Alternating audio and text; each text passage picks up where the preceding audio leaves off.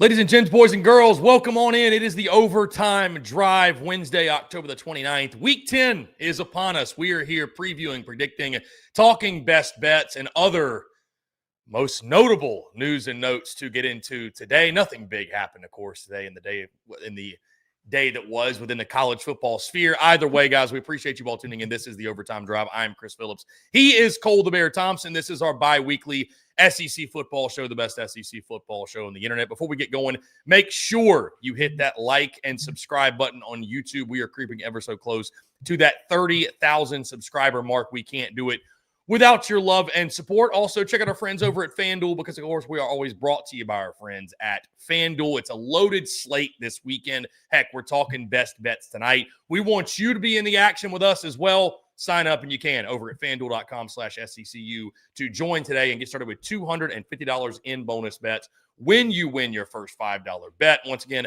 that is FanDuel.com/SECU to get in on the action today. This is the Overtime Drive, SEC Unfiltered's bi-weekly SEC football show, the best SEC football show on the internet. I'm Chris Phillips. He's Cole the Bear Thompson. It is Wednesday, October the 29th, and Week 10 is officially upon us. We're previewing the week that's up ahead. We're talking our picks for the weekend. We're talking best bets. And, oh, by the way, the state of Louisiana is making some pretty big noise right now. We'll kick off the show with that here in just a second. Also, your questions, your comments. You guys know the drill. We're excited to hang out with you for the next hour or so here on this Wednesday night. But like I mentioned, my guy Cole is along with me for the ride. Bear, what's going on, man? Appreciate you taking the time. Really excited to discuss Week 10 and all the other shenanigans that have unfolded today. Are we doing okay down in Baton Rouge, Louisiana? Like, guys, is everything okay right now? No. I mean, I can answer the question. No, it's not. Jeff Landry, my God, for starters, what a way to introduce yourself to the public eye, because I can tell you, nobody knew who you were until that press conference. We all know who you are now. I have no idea what he said is how it's going to translate to actually making the next hire as a head coach. I don't know what this means. I do know what this means for Scott Woodward. I think that we all know what this means for Scott Woodward. But this is going to be a fun week. It's going to be an interesting storyline to follow, I think, down in the swampland of Louisiana.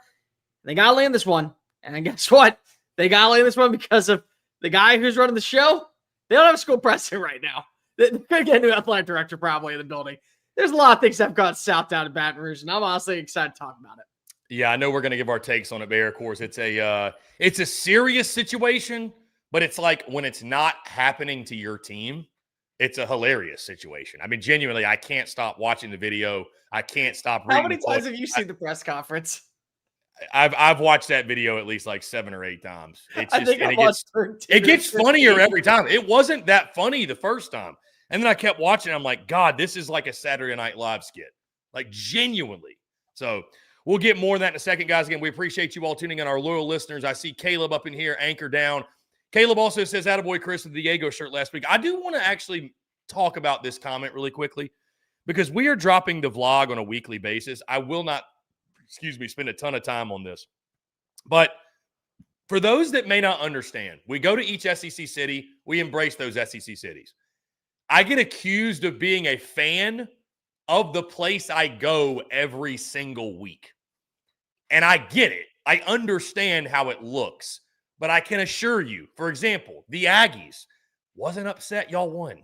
I promise. But when you're down in the bayou, what are you going to do? Not have a good time? When you're in Nashville, are you not going to have a good time? When you're in Athens, when you're in Tuscaloosa, etc., so on and so forth. So again, I won't go into more detail than needed, but I just wanted to throw that out there because I get comments like that every week. It's like, guys, that's the point of the vlog.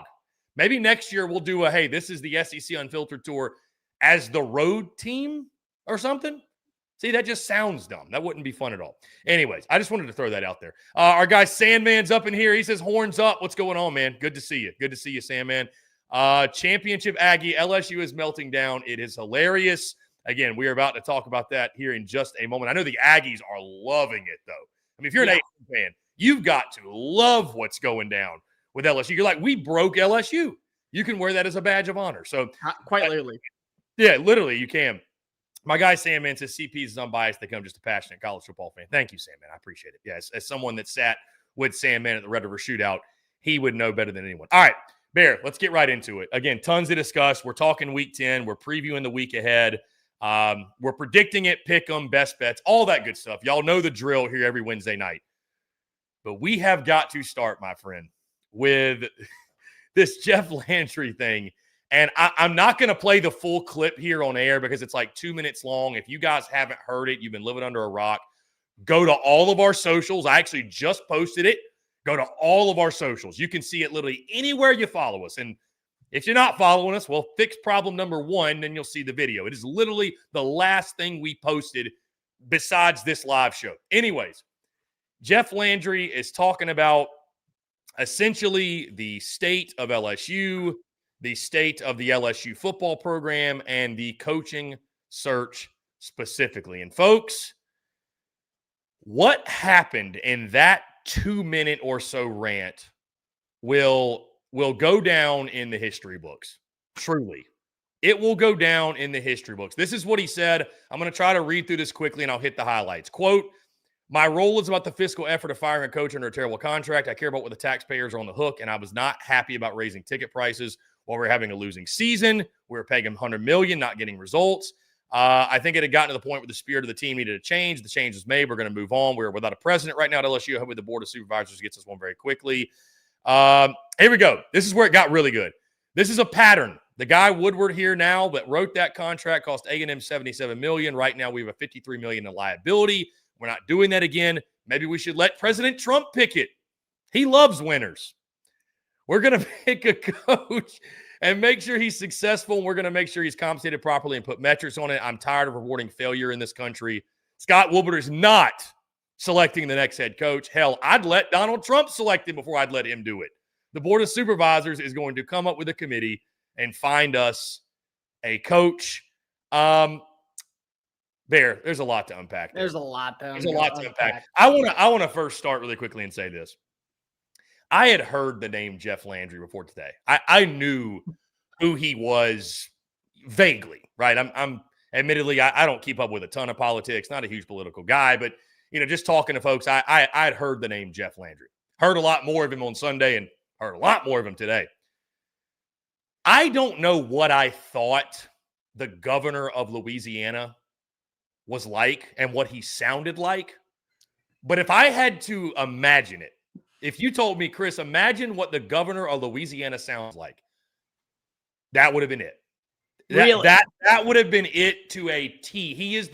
This is the most Louisiana shit of all time. He is the most Louisiana dude in every aspect, from the screw you energy to the accent to the brashness, the darn near cockiness, the boldness. It was the most Louisiana thing ever. Like, again, if I had to picture and imagine, hey, just tell me what you think the governor of Louisiana sounds like and acts like, it would have been Jeff Landry. Maybe Jeff Landry's a little bit on steroids of what I thought it would have been, but it's so peak Bayou. Listen, I knew the people of Louisiana were different, and I love them for it. I've been down. They've embraced me. They've embraced us. They've made me an honorary couillon at times. They've taken away that card. They've given back that card. It is what it is. You got to roll with the punches with them. I knew that they were a little bit couple screws loose in the head. This is like next level now. We are really, the curtain is being pulled back on all of the madness that is the state of Louisiana when it comes to Louisiana State University. Now, that's the funny side of it, Bear. And obviously, I know you've got takes on it. I want to get them from you. That's the funny side of it. The bigger picture is now, this is funny. I'm getting a laugh. You're getting a laugh. I don't know if Lane Kiffin's laughing.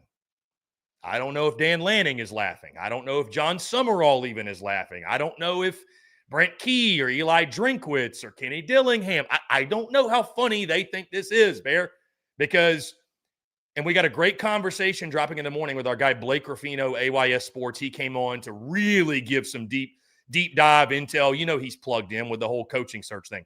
The word he used, Bear, alignment. You've probably seen that word all over social media, alignment. Does that sound like a group of folks that are aligned to you? I mean, It sounds like a shit show. So, and here's the thing, what Landry was saying about the contracts being crazy and the metric based, I get what he's saying, but that's almost one of those things you can't say, because unless you're presenting a solution and you're changing things, brother, it is what it is. Coaches are going to keep getting these contracts. And if you don't want to give them to them, that's fine. But they're going to go elsewhere and get the contract. Again, it doesn't help LSU's efforts in getting the guy they want there. How much does it hurt? That's up for debate. I don't know. You know, I'm not surprised by the Scott Woodward thing. Scott Woodward, to his point, he's not wrong. He's not wrong about Scott Woodward and his shortcomings and his failures. And I know some of it, I guess I was seeing today, Ross Bjork had more of a play in it than even Scott Woodward did. So that was the other funny thing. It's like the most Louisiana shit of all time. He's just popping off at the mouth. He's like, I'm going to get this out there. I'm going to get this rant out. Even if it's about 80% true, whatever. I got to get this off my chest. But again, big picture, I don't know how funny it is in regards to if you're a fan of LSU and you're trying to land that whale, a.k.a. Lane Kiffin or Dan Lanning or even someone else. I don't know how much this helps you in the search. But, Bear, for us, listen, we're not LSU folks. We love LSU, but we're not LSU fans, right? This shit is hilarious. Like I said, every time I watch the clip, it gets funnier and funnier and funnier and funnier. I don't know if you have, Bear. Again, you've worked in college athletics and you've been behind the scenes, and I've seen some stuff too, but I've never seen politics play into like anything in college sport. Like, why is the governor getting so involved with this? It is just pure madness down there. So I've seen politics get involved when it comes to coaching searches, when it comes to certain things that are addendums that need to be required, and the things you hear behind closed doors about what they're looking for in a candidate. Some of the stuff is just ridiculous, and it's certain criteria that you would never ask anybody else in terms of their livelihood, but you hear it in coaching searches. I've never once seen a governor go make a press conference, come on out, blatantly say to the athletic director, you're not making this move. And by the way, when we hire a school president, you might as well just pack it on in, buddy, because the first thing that I'm having him do is get rid of you. And by the way, the next head coach that we're bringing on in, I'm going to have a say in it. The 47th president of the United States, who currently is dealing with so many other things that are going wrong in the country, I'd rather him make the decision before you. Like literally throwing names like that out there is beyond asininely moronic, but at the same time, it's hysterical if it's not your team that you're rooting for. So, like, you can say that. There were a couple of things I disagree with. Number one, I thought it was complete and utter nonsense that you threw Scott Woodward and Jimbo Fisher, and then you want to throw Brian Kelly and say, oh, well, you know, they're all represented by the same guy. Number one, no, just blatantly not true. They're not. But number two, you think that that's what is the problem here, is that because of an agent is going and making sure that his client is being rewarded as much as possible to take on a new position, a high standing position, they're now swindling people out of their sums of money. It's up to the athletic department to make that decision. That's not on Jimmy Sexton or whoever is another agent that's getting these deals done. It's not. It's on the athletic department to realize what they want in a budget to be able to afford to bring on out to then give to the clients and say, this is what we're willing to offer. A good agent's job is to make sure that their client is paid as much as humanly possible. So Jimmy Sexton, as much as you can say, well, he's funneling in more money into his pocket, he's doing so by playing the game that is everyone's decision out there of making sure that your person is getting as much compensation regardless of where they coach in 2026 and beyond. That's what you do. That's just simply the name of the game. And if you don't want to play that game, Jeff Landry, then guess what? Go hire an offensive line coach to take on over and build it from the ground up, but accept the fact that you are going to have a few years of probably trying to turn this thing around, and people down in Louisiana are not going to accept that.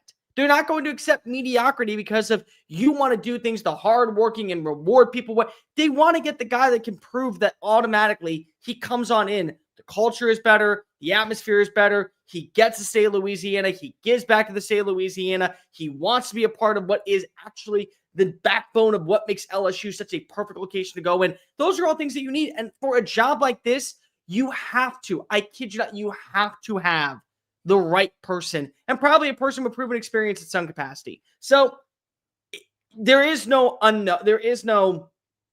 balance right now in the standpoint of where we are when it comes to the LSU job. And that's going to turn a lot of people away.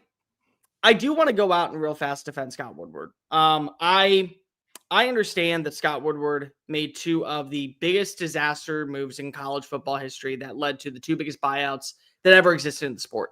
I understand that.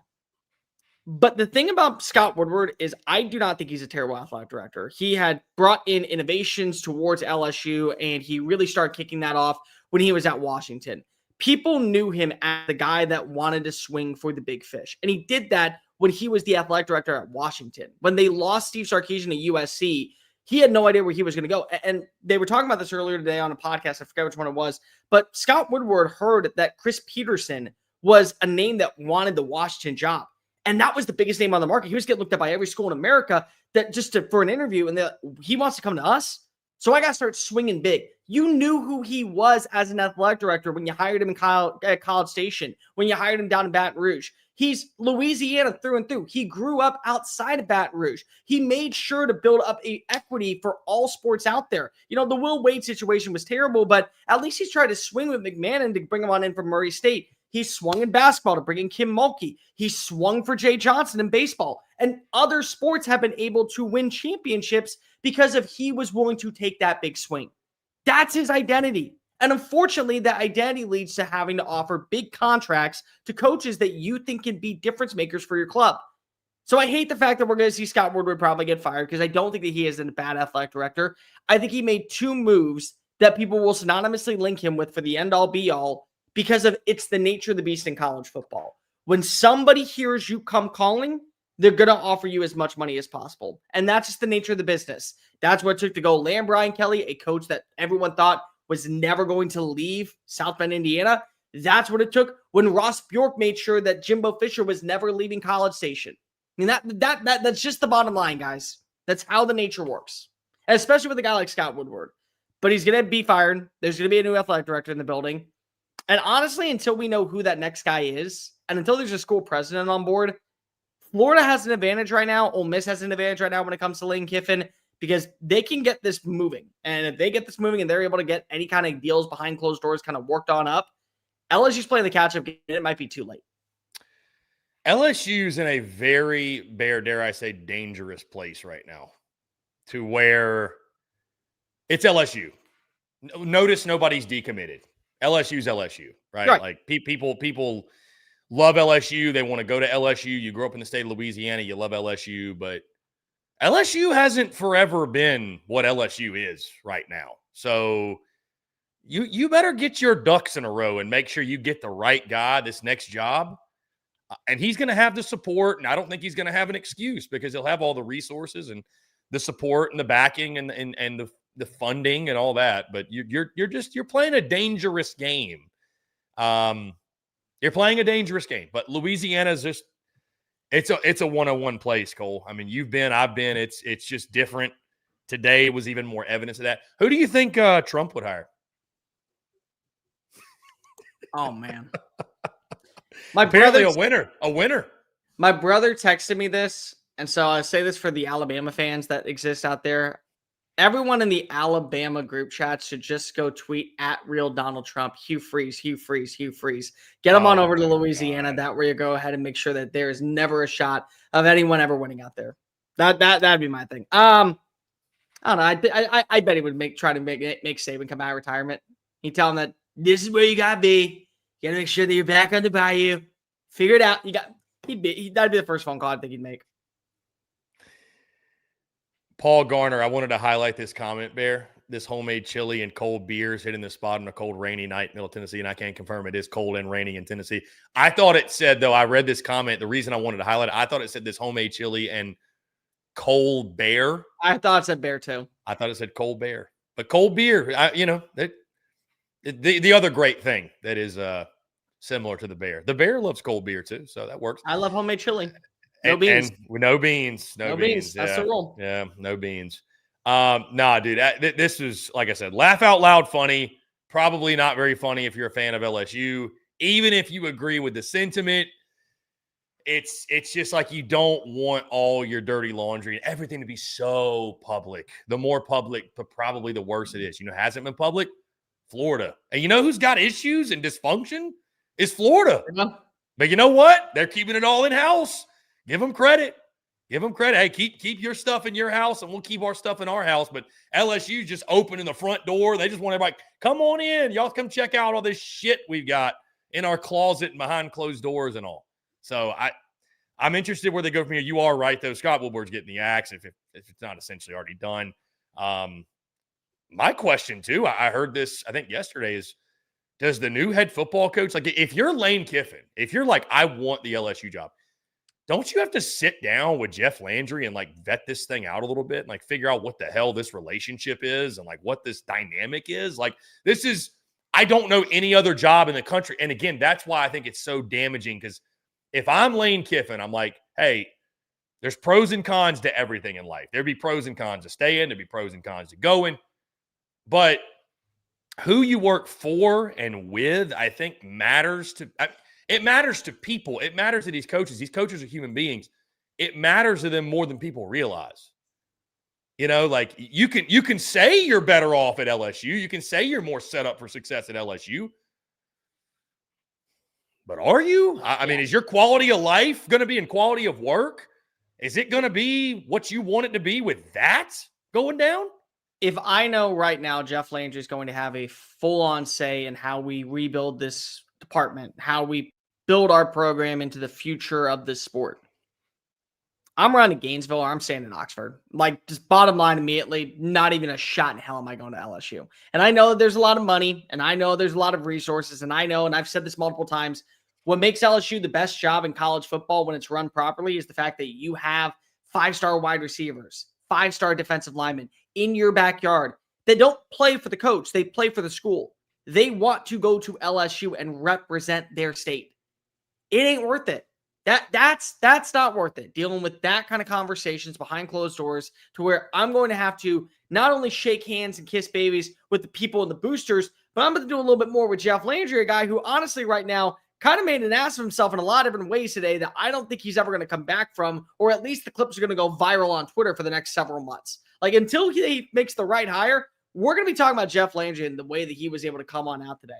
I do want to say this real fast because if there are some people that have brought this name up, I think it's really important to bring this to everyone's attention.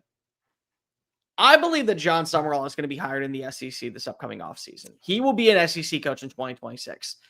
I truly implore whoever is the next athletic director at LSU and Jeff Landry not to look into the politics of this. I want you to look at the actual content of the character and the way that a man has been able to build two programs to the highest level and not care about where he came from. Because the problem with a place like LSU is, I know this and many other people do as well, they scoff at the idea of ever seeing the LSU coach be pried away from Tulane, be pried away from New Orleans. They never will be on board with that. But I'll tell you what, you are going to see him find success at Auburn. You will see him find success at Kentucky. You will see him find success at Arkansas. Maybe if it was to open on up, you could see him find success at Florida if he were to get the job. Wherever it is, he will become a coach that 2 to 3 years from now, we are talking about as a guy who has transcended a program and put himself in a position to where we know for a fact they are a playoff contender. They are built for sustainability. And more importantly, they're built to win now. So if it's good enough for a school like Auburn and it's good enough for a school like Kentucky, damn the cost of what you think about the Tulane job. Hire the guy that's best for this job. And honestly, at this point, John Summerall is the best guy for the job, in my opinion. I'm going to change my stance.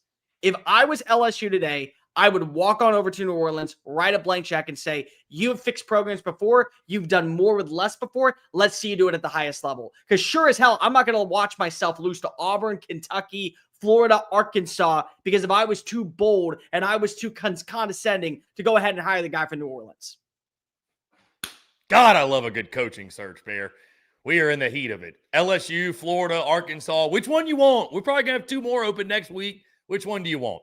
It's that time of year. Tis the season. Tis the season as we ring in the month of November here in a few short days. All right, Bear, let's go ahead and get into week 10. We have got a jam-packed week 10 to discuss, as we always do. We're going to start with our best bets. Why? Because we want to make you all some money. The Bear and I have been doing pretty well in our best bets. That said, let's pull up each of our selections here with this one. There we go. All right, week 10 best bets. I sit at 26-19 after a 3-2 weekend last weekend. Bear, you are at 25-20. Did you go 4-1? I went 4-1. No, 3-2. 3-2. How are your, by the way, side note, how are your Cole's best bets, like your 20 picks a week doing? Last week was our first week over 500 since week 8. So back-to-back weeks of under 500. We went over 500. Last week, we went, I'll pull it up real fast. We went 8-6 on the year. We're 84-45. Dude, like, I don't know if you understand how good that is. I don't. That's crazy. That's a good straight up record. Yeah. That's a good money line record. See, the way my brain works is I view it from a grading scale like we were in high school. So if it says 71%, I feel like I just scaved on by, but I know it's not. I know anything above 500. Dude, you are good. Like, you would get banned from every casino in Vegas if you wanted a 71% clip. Yeah. Every one of them would. They'd be like, you can't play here. You're robbing us. You can't play here. Again, the first 3 weeks I was scorching hot, and I only played like very little actual money on it because I didn't really care about it. I just want to get the bets out to you guys. But when I looked over the last few weeks, it started to slow on down. And then last week, we got really hot with our game of the week. We picked on up in the morning slate. And by the time that we got to the end of the night, I was only like 2 games off of like almost hitting above 80%. I'm excited. I'm dropping it Friday. This is why you got to make sure that you're also subscribed to the Instagram account, because on Friday nights, I reveal all of the best bets that we have, all of them. And then I go ahead and I post them onto my socials. So at Mr. Cole Thompson on Twitter, Cole_Thompson on Instagram. Follow along, because I can promise you that's where we go. And there's some ones that I'm like sitting on the edge of this week that I don't feel comfortable taking, but I'm going to, because I like taking about 15 a week. Well, that being said, let's start with the ones that you are taking in the SEC. Bear, I will let you take the honors first. Give us your first best bet of the week. I think that Ole Miss is going to win the football game against South Carolina. I'm not worried about it whatsoever. I think that Ole Miss is the better team. I think that Ole Miss is built a little bit different this year. Because, again, I've already said on multiple occasions, Ole Miss finds a way to mess it up underneath Lane Kiffin. That's like a Lane Kiffin special. I don't think they do that. I do think that we are going to see Shane Beamer not coaching for his job, but he's certainly coaching to guarantee that there is no doubt that the team still fights for him. He needs another year to go ahead and build up the offensive line. He's going to make drastic staff changes in the offseason. So I think that you see them play hard. I think you watch as Ole Miss pulls away late in the fourth quarter, but 12.5 is a big line, even for South Carolina, especially after what we saw last week. I just think that you're going to see this be a 4-quarter battle. Late, we watch Ole Miss make the win, but 12.5, I think that's easy money. I'm taking South Carolina. Yeah, you and I both agree when that one dropped. It opened at 13.5. You and I both agreed that was a little aggressive. So I don't hate the pick there. I'm going to start with the game in Austin, Texas, the one I know our friend Sandman. He's probably going to be at this game, if I had to imagine. Vandy in Texas, Diego Pavia and company travel to Austin. Hey, they're ranked 9th. Texas is 20th, but the Longhorns are favored. Make it make sense.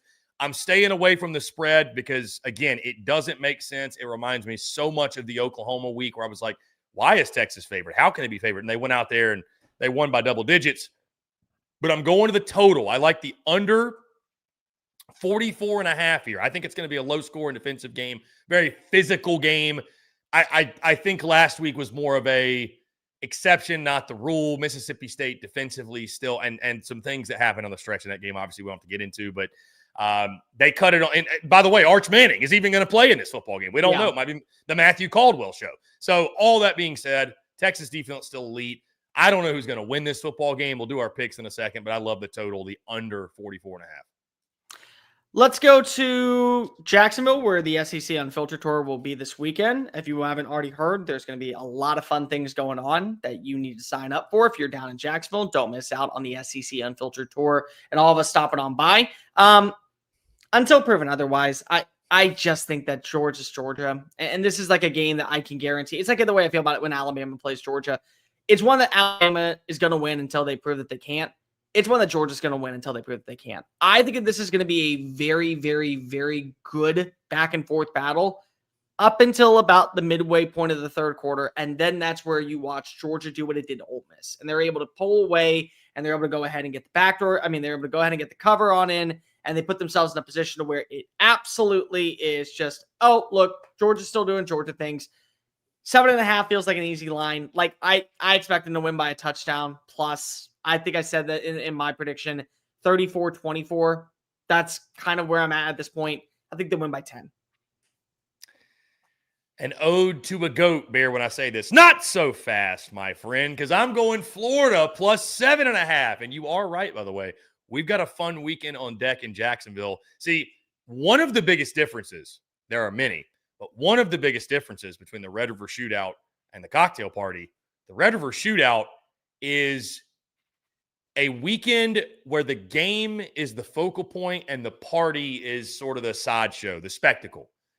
I feel like the cocktail party is the opposite, or the party is the point of the weekend. Oh, by the way, there's a game here as well. Would y'all like to go? And I'm not saying that as like a slight on the cocktail party. That's just the vibe I pick up from going. Either way, it's going to be a great weekend. More on that in a second because we actually added something to the weekend rotation I want to get out there. But I'm going Florida plus 7.5, and it feels too easy. Georgia minus 7.5 just feels a little too easy to me. There's some – it either goes one of two ways. In both scenarios, I think Georgia wins. But it's either a really close game or Georgia's just going to dog walk them because Florida is discombobulated, dysfunctional. But there's some beauty in the unknown if you're a Gator with Billy Gonzalez, the interim coach. What's the play calling look like? If you can let DJ Lagway loose a little bit, I think DJ could have some success against that Georgia defense. We'll see. Apparently, I've been hearing things, Bear. If you want to take stock into this, dun-a-nun. This is why you tune into the Overtime Drive here at SEC Unfiltered. Word from Athens is that Coach Kirby Smart has been way more involved in the defensive prep the last 2 weeks. That may spell doom for Florida. Maybe that's the most obvious no-brainer take of all time, but that's from one of my buddies, big Georgia guy. So what does it spell? I don't know. We'll see. I'm going to roll the dice, go Gators plus 7.5, and I think Georgia wins by 7. I think the hook gets you. This week. So what I can appreciate is no matter what, one of us is walking away with one win because if it's a head-to-head. One of us is walking away with a win. We are also going to pray that together we win on this next bet because that's where we go. I think that Mississippi State and Arkansas is going to be the drunkest, funniest, absolute, comically awesome game in college football. And for any of you that know me and have listened to the show for the last year and a half, I love me great football. I adore shit football. Like, my favorite thing to watch is just two teams that have nothing to play for, that are comically going to have some bad errors, that are going to cough at the football and make this thing a back and forth battle for all the wrong reasons. And that's what we get in Razorback Stadium this weekend between Arkansas and Mississippi State. Fluff Bothwell is probable to play, so I do feel a lot better about where my pick is kind of going at this point. Taylon Green, I still can't quit him. Again, it's drunk 2 a.m. cigarette mode. What kind of mode am I in at this point? I think he could have himself a day. There's a lot on the line, but I can tell you what, I definitely do not trust Arkansas's defense. I somewhat trust, and I say somewhat because of you gave up, what was it, 20-plus points in the final 18 minutes to Texas's offense, a Texas offense that had struggled all year. I kind of am starting to lose a little bit of faith in Mississippi State's defense. So I'm taking the over 57.5. It feels like a high line. It probably is. I think two explosive offenses can go ahead and light this thing on fire.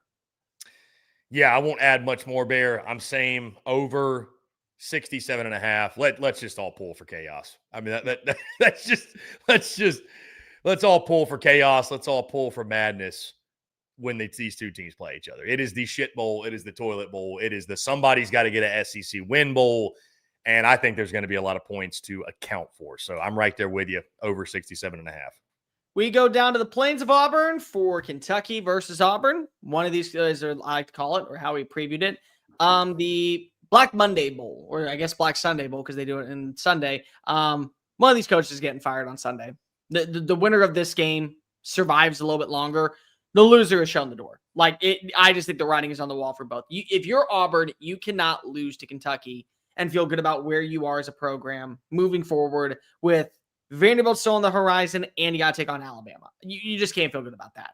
And then on the flip side, if you're Kentucky, you get to a level of where it's just like, it is what it is. I know we don't want to pay this massive buyout to what we got with Mark Stoops, but we can't just keep funneling in money and thinking that he's going to be able to fix the problem. And his legacy is being tarnished. And honestly, I want to see him in the same light as as Mike Gundy. I want eventually people to remember him for what he was able to accomplish out in Lexington. And the more bad that we constantly see, the worse it's going to get. But I do think this is a 4-quarter battle because I do not trust the quarterback room at all at Auburn. And I very much trust that Cutter Boley is at least going to put some points on the board. So I'm taking Kentucky to get the backdoor cover. I think they will at least either lose by less than 10.5 or they're going to win the game outright. Either way, Kentucky, I'm going to take with the points. Here, I'm going to take this thing to Knoxville, Tennessee, Vols, and Sooners. Where's Miss Terry's bathwater at? He's in here. I know Miss Terry's bathwater. I know he wants to hear this next pick because I'm going Vols -2.5. That spread, I think, might be up now to 3.5. I'll tell you this, even if it's at 3.5, I think I still like Tennessee to cover. It is at 3.5. So whether you want to buy it down or you want to take it there, I loved it at 2.5. I got it at 2.5. Take it at 3.5. That's fine. But Tennessee -2.5, locking it in. Dude, it's dark mode at Neyland.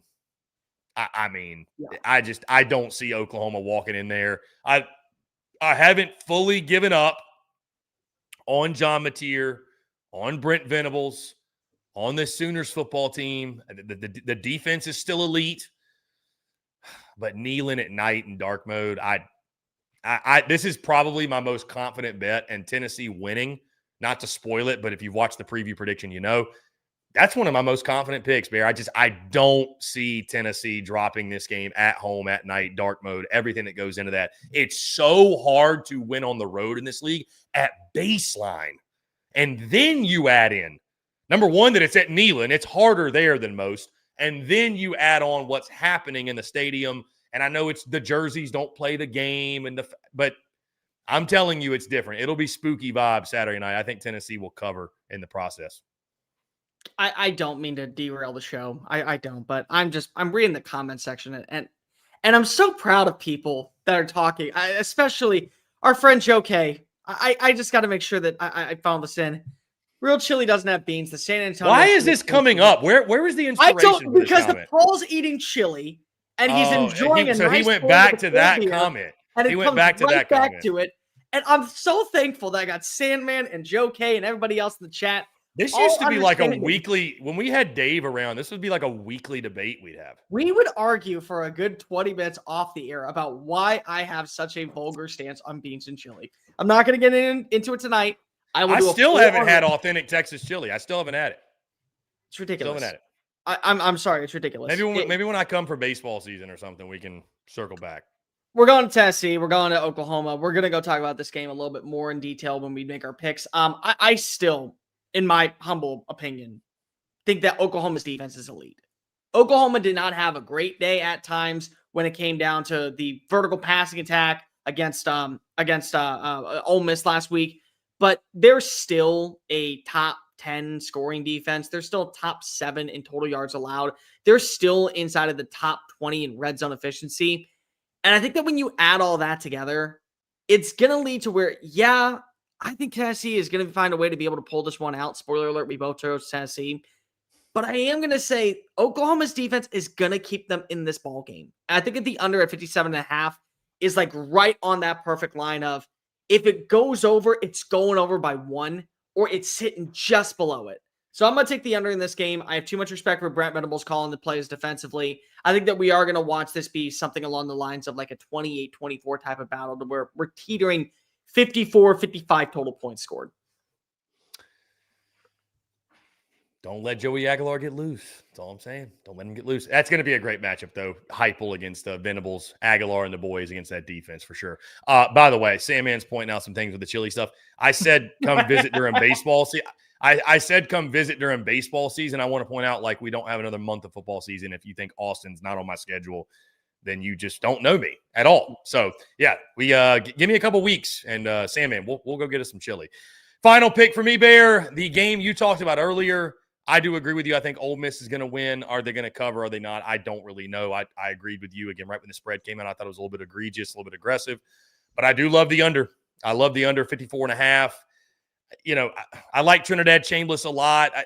Obviously, it's no knock against Ole Miss at all. I just don't know if South Carolina is going to be able to score, really. This is what this comes down to. I don't know. Does South Carolina give us 20 points? I don't know that they do. And it's not like, the thing that Ole Miss struggles with is running the football. It's not like South Carolina's a juggernaut running the football. Look, if Lenora Sellers, is Superman, he puts the cape on and pulls out the S, then maybe. But after such a valiant effort last week, I asking him to go out and kind of do that again and put the team on his back. I don't know. I'm going to roll the dice here with the under 54.5. South Carolina games and unders, they've been pretty good to me this season, so I'm going to ride it one more time. So give me the under in that game. So with that being said, that's all of our picks. Yeah. Which one do you feel best about? I hate to be that guy. Honestly, Georgia -7.5. And here's the reason why. Now that you said Kirby's having more of a say on the defense, Kirby's not going to let his defense be embarrassed in Jacksonville. He's just not. Again, you got to remember that Kirby Smart is a Georgia Bulldog through and through. This is a man that used to get mollywopped, embarrassed by Steve Spurrier when he played in this game. He is not going to let his defense, a pride of his life, fucking make a bad play. Like, he's not going to let that happen in this game. Last season, it got very uncomfortable at times. You're not falling for the bait twice. Like, fool me once, I understand. Fool me twice. You know what? Just sell the program, start fresh, kick out everybody. It's not happening. I think that just makes it so much more easy, so much more comfortable to go ahead. Bear, did you see the clip or hear the clip? Oh, it was fantastic. If y'all haven't heard it, this is the. Hey, you what happens in the real world? They fire your fucking ass. You ain't got no job. You're fired. You didn't do your job. You're fired. I texted it my buddy. He used to work for Georgia. He said, "Average Tuesday, LOL." Probably. So, average Tuesday. It's like, they call it. I think they call it like Bloody Tuesday. Bloody Tuesday. That's what they call it. So, lock the gates. Yeah. That's what they say. Lock the gates. Bloody Tuesday. So we'll see. We'll see how it plays out. Yeah, we'll see how it plays out. By the way, did you see what Kirby said about? I think he would prefer the game be moved out of Jacksonville. Go Athens and the home and home. Athens. Oh, you mean so Kirby Smart understands what this legacy is and that it needs to be played at a home and home environment to truly bring out the toxicity of college football? Shocking that Kirby and I see eye to eye on many things when it comes to the world of college football, because it's not like we're smart individuals that understand the sport. I don't know. Maybe that's just me. Maybe the good old-fashioned hate need to move to Atlanta for us to go ahead and bring this game back. And honestly, I'll take that trade-off. I will. I'm trying to think, when did they, not to get off on a whole like Florida, Georgia tangent here or anything, I guess we can say, we're going to get into this obviously in the banter with the game. They have been playing this game. I mean, Bear, they've been playing this game in Jacksonville since literally 1933. They've been wrong since 1933. I mean, that's all right, fine. Okay, but here's the thing. Here's the thing. It's not the same. It's not as good. I'm not saying it, but if we're going to put respect on Red River being a neutral site, technically Georgia, Florida is the same thing. Sure. It's just not split the same, but it's still 50-50, both sides of the stadium. Still the same thing. I'm not disagreeing with you. What I'm saying is that the Cotton Bowl is what makes Red River the most iconic venue in college football on a Saturday. I get it's the Jag Stadium. It's the Jag Stadium. There's nothing special about it. Oh, we have the Jaguars. Hey, guys, get out of here fast because of Mac Jones and company got to come on in last year. You know what it is? It's because Bear's a Texans guy. This is why But apparently I hate Jacksonville. Texas. Apparently I'm just such a terrible person on hating Texas this year. It's ridiculous. Like, this is why, again, I don't show a loyalty. I tell everybody this when we ever do the shows, whenever we go out in person. Hey, who do you pull for? I hate all 16 teams equally. That's what I feel. I hate all of you the exact same amount. There's not one that I don't hate more than the other. None of you tickle Bears fancy, just so you all know. of you. I'm an NC State fan just doing college football conversation. There it is. Boom. There it is. Talk about another job that might open up. Bear, good stuff. Good stuff. Week 10, best bets. Tail them, fade them. But the way that we've been picking, might want to tail them. We're getting hot. Don't let the boys get hot going into the month of November.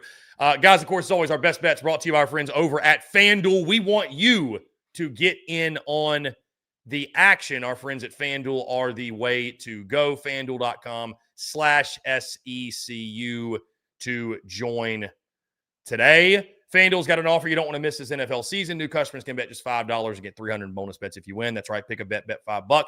If it wins, you'll unlock $300 in bonus bets. Use all across the app. You can build parlays, bet player props, ride the live lines, whatever your style. FanDuel's got you covered. Hey, the NFL season's here. College football's in full swing. The World Series is going on right now. The Blue Jays might actually do it. They're going to do it. They're going to win money. Yeah, we've got NBA, we've got NHL, we've got college basketball starting on Monday, if you can believe that. There's so much action to get in on. Make sure you do it with our friends at FanDuel. The only question truly is, are you ready to play? Visit FanDuel.com/SECU to download the FanDuel app today. Get started. Once again, FanDuel.com/SECU to get in on the action today. Now, this is the part of the show where we dive into our pick'em, our game-by-game picks. Typically, we have a pick'em graphic ready to go for you all. Unfortunately, we do not, but, and we're still going to give the picks. There's a good reason why. Sort of my fault. I overloaded our guy, Eric. When it came to the graphics, he was busy making this one because for all of you in Jacksonville, Bear was talking about what we got going on this weekend. Bam. We are throwing a live show tomorrow night on Jacksonville Beach.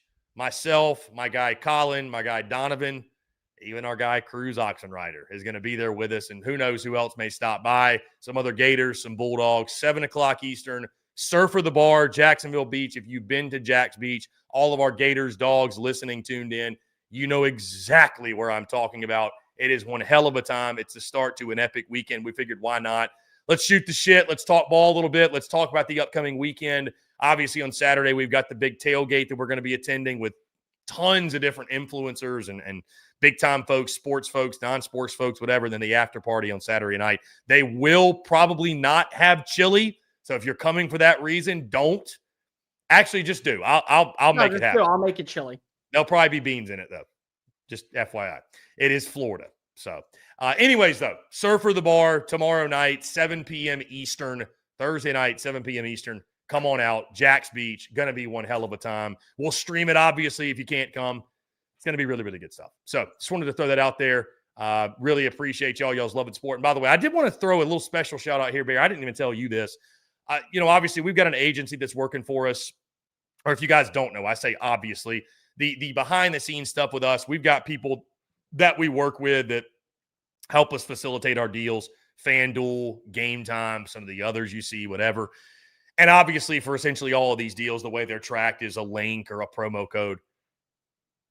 I was talking to our guys last week, and they were raving about the way that our audience engages and supports conversion rates, all that good stuff. Ours are as high as anyone in the industry, as high as anyone they work with. So we don't obviously get to see all those numbers and information, but I do want to say from the bottom of our hearts, thank you, because you guys are what make this thing go, and you guys are what make this thing possible. You guys are what have made us possible to get to the point that we are and to the point that we are going and even beyond that. So thank you all very, very much. We truly do appreciate it. I appreciate the fact that our audience, Cole, they know we wouldn't suggest something or be partaking in something ourselves unless we genuinely believed with it and rocked with it and we used it ourselves. And so you guys take our word as gold, and that's obvious by the interactions and engagements and stuff like that. So can't say thank you enough, because that is massive, massive for us. and our continued ascension and our continued growth. So sincerely, we greatly appreciate it. And I do tell everyone all the time, we have such great fans. Sincerely, like, and I make the joke about when people give me the helmets, like it's always not like I genuinely appreciate the fact that people even reach out. Like, I want to do that. Like it shows that not only you guys care, it shows how much you want this show to get better. And it starts off with just us having top little things like, hey, building a studio, making sure that we have, a certain glass over here. We really could not do this without you. And that's part of the industry, is that we know that we are lucky that we get to talk about football for a living, but you guys are the reason we get to have a show. Like, we don't get to have a show because of, we just say that we want to have a show. We have a show because of y'all want to let us have a show. And that will always be priority number one, is how can we make sure that you guys are getting the best content every single time that we turn on the microphone. Yeah, truly. We really appreciate it. Heck, even our guy Bucknuts, it's a great show. Hey, Bucknuts, we appreciate you. You're about to have a big weekend. Y'all are going to kick Penn State's ass. Yeah. All right. That being said, Bear, we don't have a graphic, but we do have his picks. Let's get into our week number 10 pick'em. It is a great slate of games, as we've talked about before. The college football playoff picture, the SEC title picture, all these different things are now starting to come into vision. And oh, by the way, we're flipping the calendar to the month of November. Oh, by the way, guess what else happens, Bear? Next week, the college football playoff rankings will come out. We got a Tuesday show coming out. That'll be fun. We got a Tuesday show talking about the playoff rankings. So this weekend's games are certainly going to help shape that. We're going to continue to see teams separate. We're going to see some dreams end and die and perish. That being said, Bear, let's start week number 10. Let's go to Austin, Texas. It's the Texas Longhorns and the Vanderbilt Commodores. Like I mentioned, Bear, I don't really know how, if I'm being totally honest, but Texas is a favorite in this football game. And again, it somewhat astonishes me. The spread has actually come down in this game. As you can tell, I am pulling it up. Texas is, and it's actually, okay, so it's actually gone back up. Texas is a 2.5-point favorite. The over-under sits at 45.5. This all, of course, via our friends at FanDuel. This spread did come down to 1.5. Bear, it's back up to 2.5. So money is coming back in on the Horns. And our picks, you are going with Diego Pavia and the Vanderbilt Commodores. If y'all can believe it, I'm going with Texas. I'm going with Hook'em. And here's why. I have the same feeling in my gut that I had the week of the Oklahoma game. And I didn't listen. I was like, how is Texas favored? It doesn't make sense. Wrong team is favored. The right team was favored. When Vegas knows, Vegas knows. And I don't know what Vegas knows. I don't know what they think they know. But I'm going to roll the dice and go with the Horns. Again, you are going with Vandy. I like the veteranship of this Vanderbilt team. And the thing that I really am going to be interested to see in how Vanderbilt is able to play in this game is, can they win with doing the things that we have yet to see? And that's being able to consistently build momentum downfield in the passing attack. Texas's defense is still one of the most elite units in college football, and they're dominant against the run. Everyone knows this. They still have their fair share of struggles against the pass. They allowed Cutter Bully to throw for over 240 plus yards. They allowed last week Blake Shapen to throw for over 300 yards. If Diego Pavia wants to prove that he can take his team in the college football playoff, you have to win through the air. And so I'm going to be intrigued to see, can we watch as Trey Richardson and Richie Hoskins and Junior Sherrill can break their way on open? And it's not just the Eli Stowers game. If that can occur, I think that there's enough momentum, and this is a special Vanderbilt team. They're not going to trip over their own foot. I think Vanderbilt loses one more time this year. It may end up being in Neyland. It may end up being against Hugh Freeze next week, for all we know. But I don't think they lose this one. I think if they find a way to get the job done, I feel like that the fact also is just, you've been away for so long from DKR. Is that a good thing or a bad thing? Let's figure out what that one is. I know what the record is at home. I understand 16-1 in their last 17 games. I get it. But is that a good thing or a bad thing? It's been a month. Let's see what you look like playing in front of your hometown crowd. Yeah, first SEC home game for Texas, if you can believe that. It's going to be November the 1st. First SEC home game. This is purely, again, Bear, for me, just a gut gambling pick. I think Vandy is the better team. I really do. They've been the more consistent team. They have more of an identity than Texas. They have their quarterback, and Texas probably won't, may not. We'll have to wait and see. Is that a good thing, though? Oh, God. I'll say, is that a good thing? Damn. Hey, say the quiet part out loud.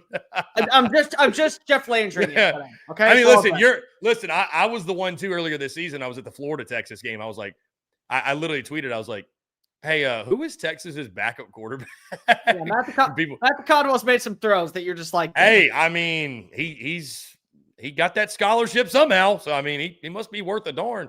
He started the last 5 games at Troy. So if you need to know what he's like, go watch last season's 5 games. Yeah. So no, it's a coin flip. I have no clue what to think about this game. Like I said, I'm taking the under, but you're going Vandy. I'm going Texas. Let's go to the cocktail party. The game, of course, SEC Unfiltered will be at.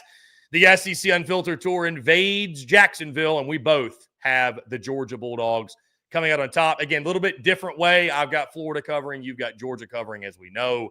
But the bottom line is this, Bear. We both believe in Kirby, Smart, and company to get it done.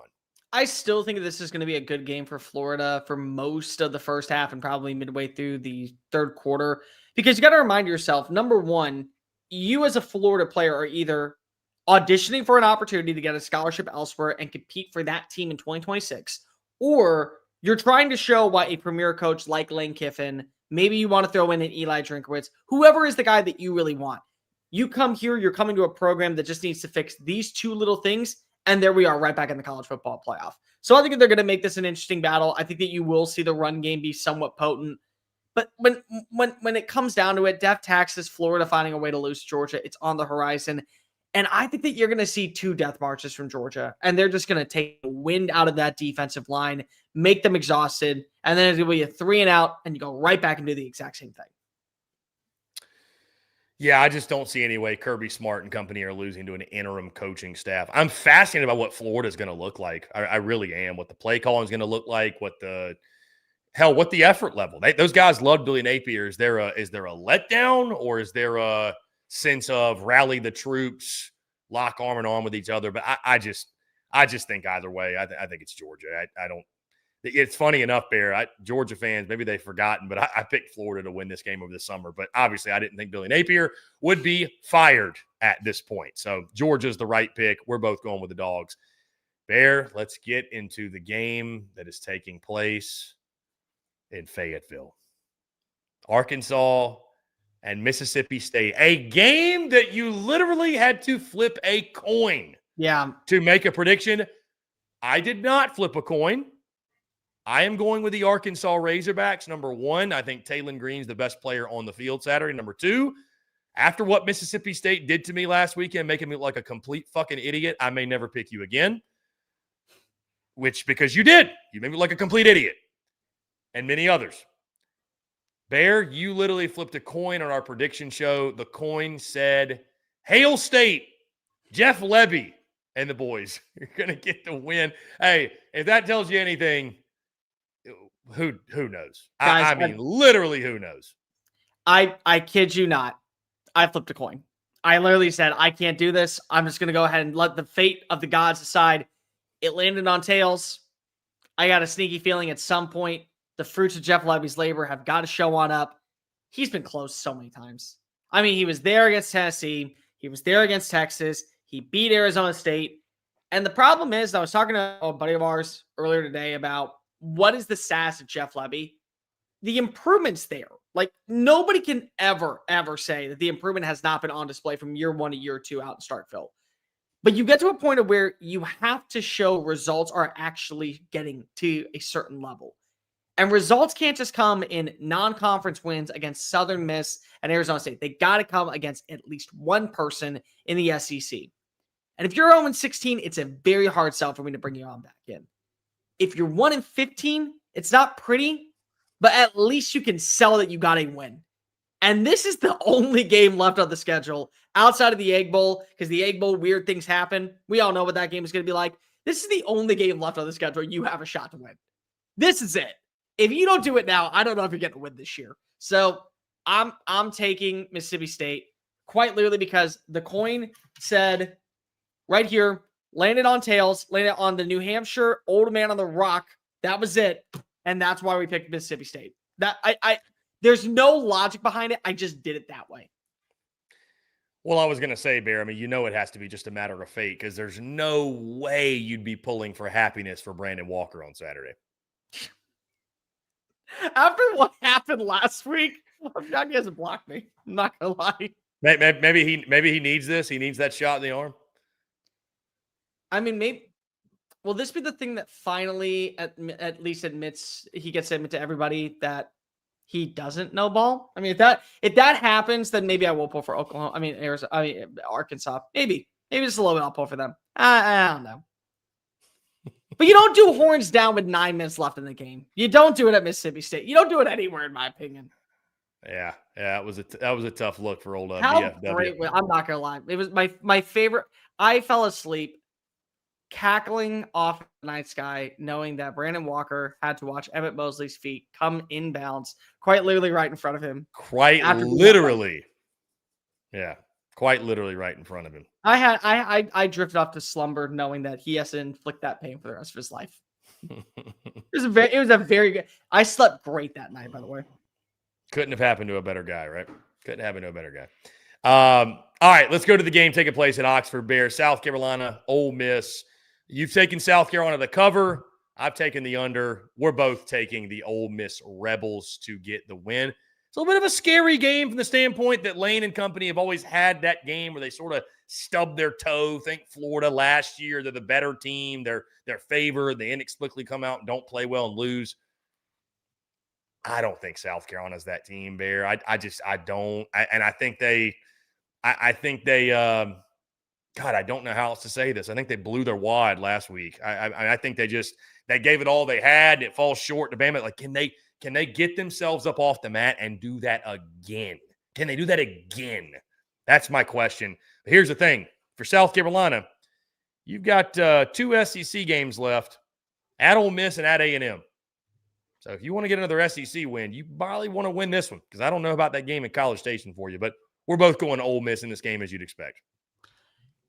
I just think that Ole Miss is built different this year, personally. I really do. Like, we put so much stock in them last season on what they were able to accomplish. And again, it's the years where Lane Kiffin doesn't have to face the pressure and he doesn't have to worry about the outside noise of what people believe this team is supposed to be, is when they end up delivering. Like, I was a year ahead on Ole Miss, I feel like, at this point, and they're not going to find a way to mess this on up for the playoff. It still is going to be scary, and you're still going to have your hiccups, and you're still going to have your moments to where you definitely know if we do not play A-plus version football, we are putting ourselves in a position to be exposed. But I do like where this team is. Defensively, they showed me a lot of promise last week against Oklahoma. I think the other thing is that you have multiple weapons that you can trust at this point. Winston Watkins, I think, is going to have a bigger role in this game. It just feels like it's a 4-quarter fight because South Carolina needs just something. But ultimately, at the end of the day, I think that you are going to see Ole Miss win. Yeah, I agree. Hotty toddy, gosh almighty, like you said, they are on a warpath to the college football playoff. I think Ole Miss will be locked in at the task at hand. I think they'll block out the outside noise, too. Rebels won't be affected by the chatter around their head coach. But let's go to the game on Rocky Top. Old Rocky Top taking on Oklahoma. Tennessee, the Sooners come to town. Dark mode, going to be a jam-packed Neyland Stadium. We are both going with Tennessee. Like I mentioned, I love the -2.5. I wouldn't hate it at 3.5 if you want to take it. Vol's going to be too much for Oklahoma, I believe. And it feels weird to say, Bear, because I feel like, again, a month ago this time, I was like, the Sooners might be the best team in the SEC. And it's just like John Mateer got hurt. He's come back, and it's like they just haven't been the same. The defense is really good. I don't know that the offense can keep up in that environment. Even against the Tennessee defense has been suspect. So, again, both of us going with the Vols to get the win over Oklahoma. I trust Oklahoma's defense to make this a 4-quarter fight simply because of they've been in every single game. They've been able to at least give the offense a chance. And this is also a thing that you have to remind yourself of. Tennessee's defense is not good.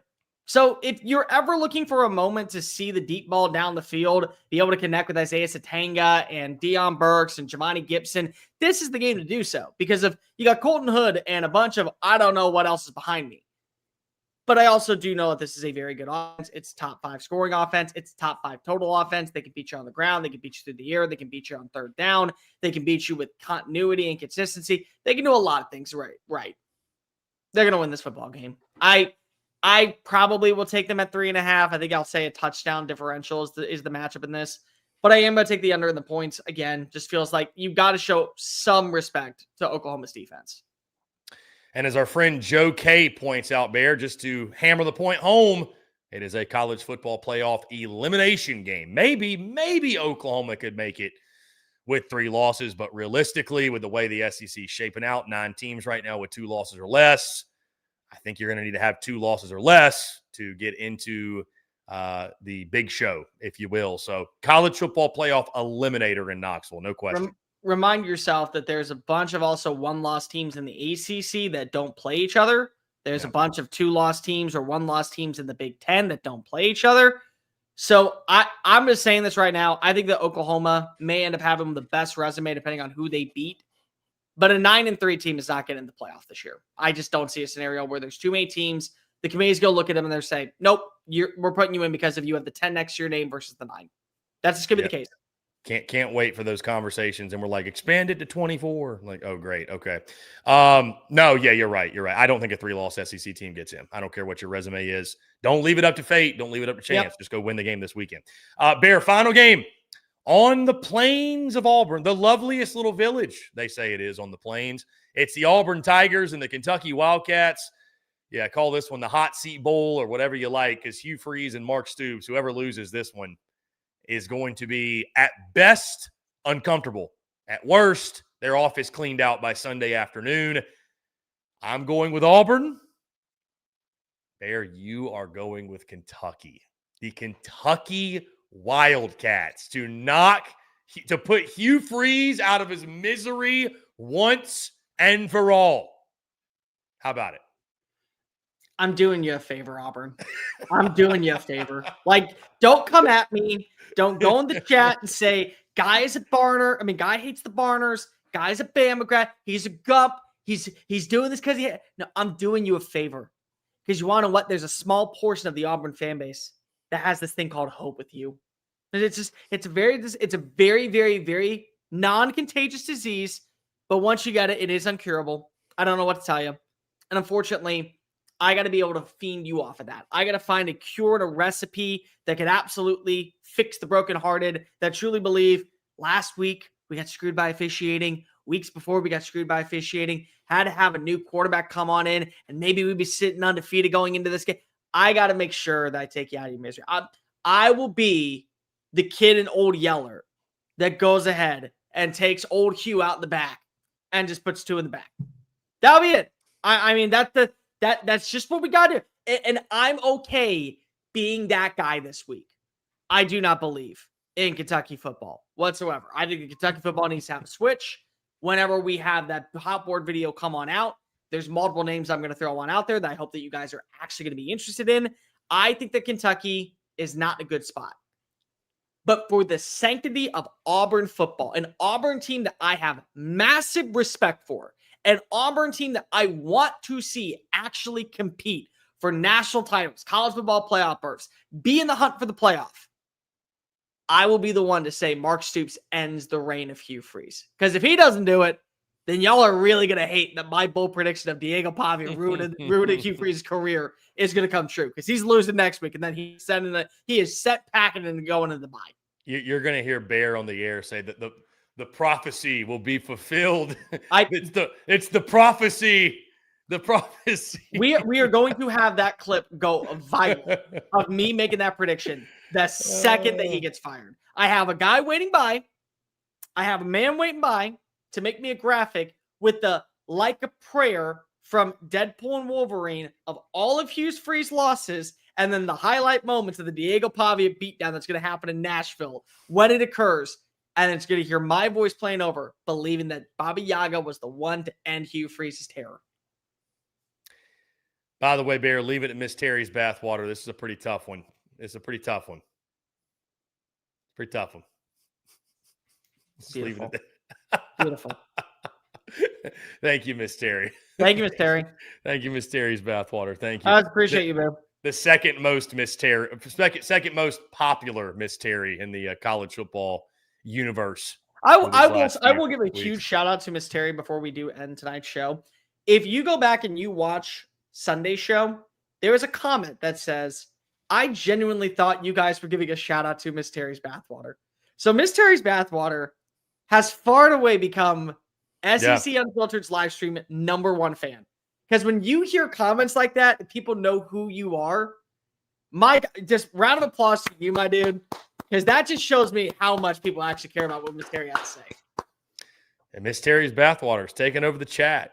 Give one up for Miss Terry's bathwater. Love it. Love it. Bear, before we get out of here, again, really good stuff tonight. Really, really good stuff. Week 10 is going to be electric. And it's on that note, by the way, because I know you had a little bit of a bone to pick with me, and I wanted to clarify. And I did not. See, sometimes it's funny. I'm sure you know the same. Sometimes you post something on social media and you're like, I think this could pop. I think this could do well. And it does okay, or maybe not really much at all. And then sometimes you're kind of just almost mindlessly tweeting something like, oh, this is just a random thought. And it gets 1 million views. Well, that's what happened with me, because I had a tweet from August the 12th about this weekend slate talking about, just remember, if your friend asks you to do anything on November 1st out other than watch college football, they're not really your friend, period. And it's all these ranked games. Well, I went and quoted it and said, remember how good this week's slate of games were supposed to be? Oof. With 2 like emojis or whatever. That tweet has 1.3 million views on it, which I mean, I don't know how. I don't know how. We didn't even retweet it from the SEC Unfiltered account. It just got found and shared and shared and shared and shared. And you commented, Bear, and said there's never a bad week in this sport. I don't disagree, but it's not what it was. We thought it was going to be. I can still. That's all I'm saying. Here's what I can do. I can still monologue my way through and turn every single game into a must-have. That is. They're all must watch. I'm not debating that. I'm not debating that. Yeah, no. Your friend's still an asshole if he asks you to do anything. Oh, he's still a terrible individual. Right. Believe me. I have a friend that's asking me. I have a friend that's asking me to go hang out with him and his wife this weekend. Who are you? No way. Who are you? Who do you specifically? Who do you think that you are to bother me this weekend or any weekend in the world of Saturday? Doing what specifically? He didn't say. I didn't give him the time to. I hit block on the phone and I haven't talked to him since. That's what we do. Bold predictions for the weekend. What do you got? Bold predictions for the weekend. I'll go DJ Lagway 275 plus against the Georgia defense. Gunnar Stockton for the second week has more touchdowns than incompletions.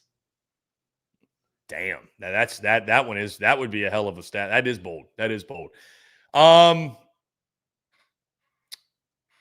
Ryan Niblett has another game-breaking punt return for a touchdown, despite the fact that teams should learn probably not to kick it to him.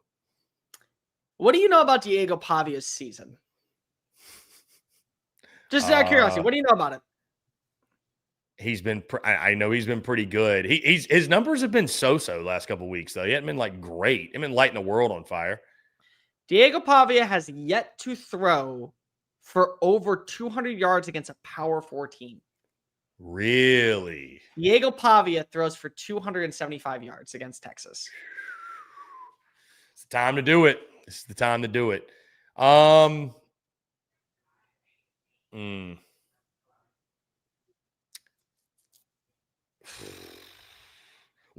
This isn't even a bold prediction. Win or lose, Hugh Freeze is getting booed off the field.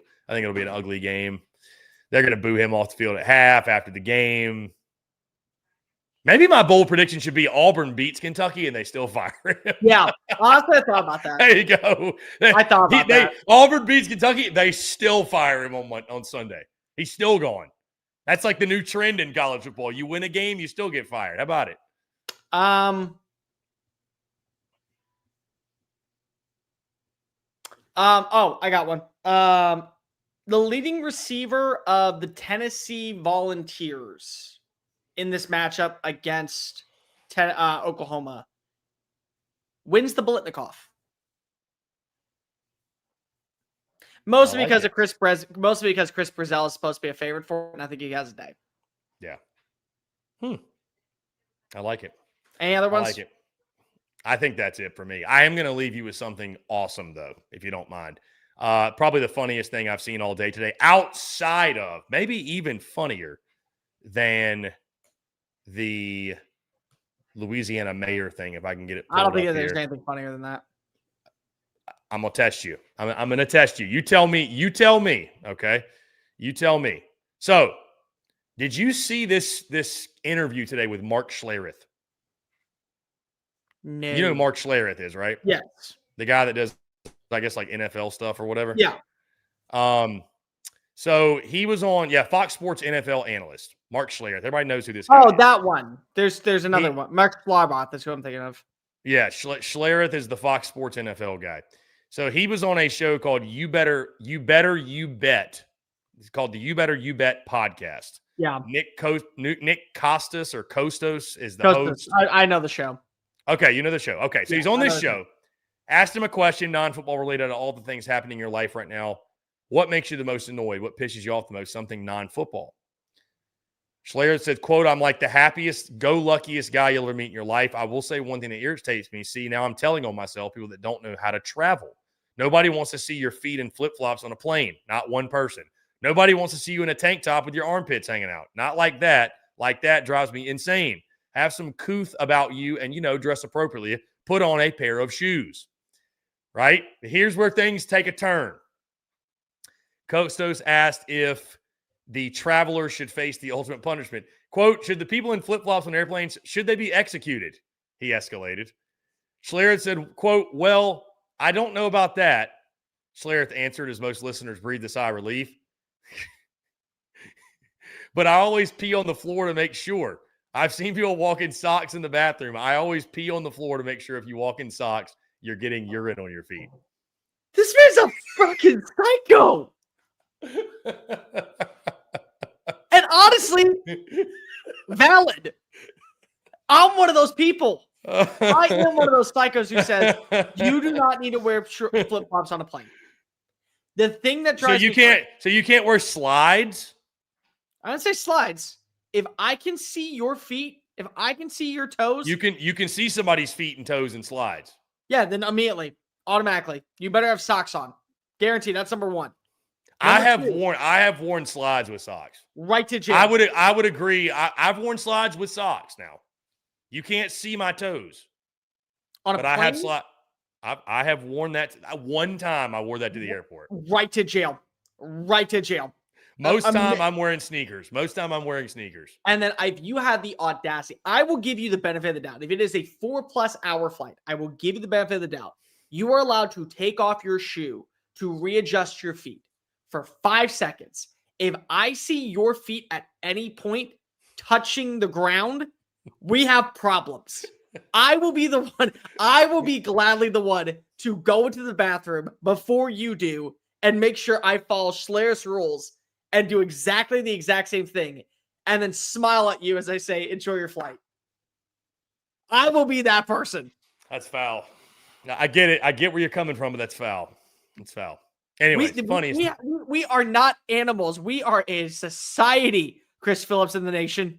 Ladies and gentlemen, we are better than this as an individuality. We're not really, but you know what? I still think that there's a common decency. And I swear to God, do not say Crocs.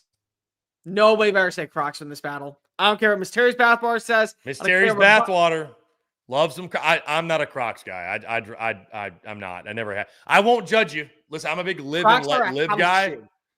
I'm a big live and let live guy. I'm not. What's the other? The Hey Dudes? Those are the big ones. Are the Hey Dudes? The Hey Dudes, they can close. Have you gotten into that? I mean, you got a pair? My father-in-law owns a pair, so I'm giving him crap for it. Yeah, I've never ventured. They're closed though. I don't see your feet. I mean, don't get me wrong; they're very comfortable, but I don't see your toes. Like, what, is it like a slide? Like the Hey Dude? It's just like a slide. It's a slide. Listen. Yeah, Riley Green rocks the hell out of them. I'll tell you what. feet bother the crap out of me. They just do in general. Like Kirsten and I, when we're falling asleep, if she ever puts her feet on me, I freak the hell out. Like I am not a foot person. So tonight we learned, if nothing else, y'all can sleep easy tonight because the bear does not have a foot fetish. I don't. Not even a little bit. It's okay, bro. I'm not a feet guy either like that. I don't get freaked out by feet, but I'm not a feet guy like No, I get freaked out by feet. I'll tell you what. And if you are in the comments, Miss Terry's bathwater, Sandman, no judgment. No. This is not a feet. I am a listen. I am a dirty whore at some things in life, and I will gladly say that. Feet, you could ask me $2 million. Feet pics. Nope. I don't even want to look at my feet. Nope. Very Big Ten of Mr. Bucknuts right here. Very Big Ten. Loves women with pretty feet. Hey, do you, Bucknuts? Do you? On that note, let's get the hell out of here. Let's get the hell out of here. All right. It's getting a little off the rails. Anyways, guys, we appreciate you all tuning in. Week number 10 is around the corner. We're going to have a huge weekend in Jacksonville. Content's going to keep bleeding out of the eyeball, so don't go anywhere, obviously. Make sure you hit that like and subscribe button on YouTube. You follow along wherever you get your podcasts, obviously all your favorite social media channels, as well as our website, secunfiltered.com. And like I said, it's content bleeding out of the eyeballs all throughout the weekend. We've got more segments tomorrow. Bear's got his weekly tier rankings.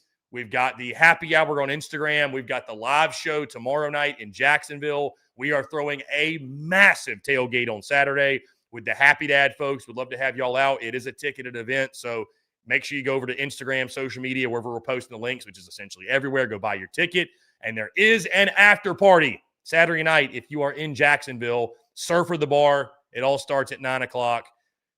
Jacksonville's just going to be a mess. It's been a mess every time I've gone. So in the best way, I mean. But again, stay tuned to everything. We love you guys. We can't say thank you enough. He's Cole the Bear Thompson. I'm Chris Phillips.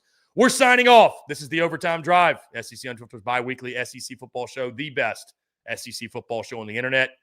And don't y'all damn forget it. We'll see you on Sunday. Cheers.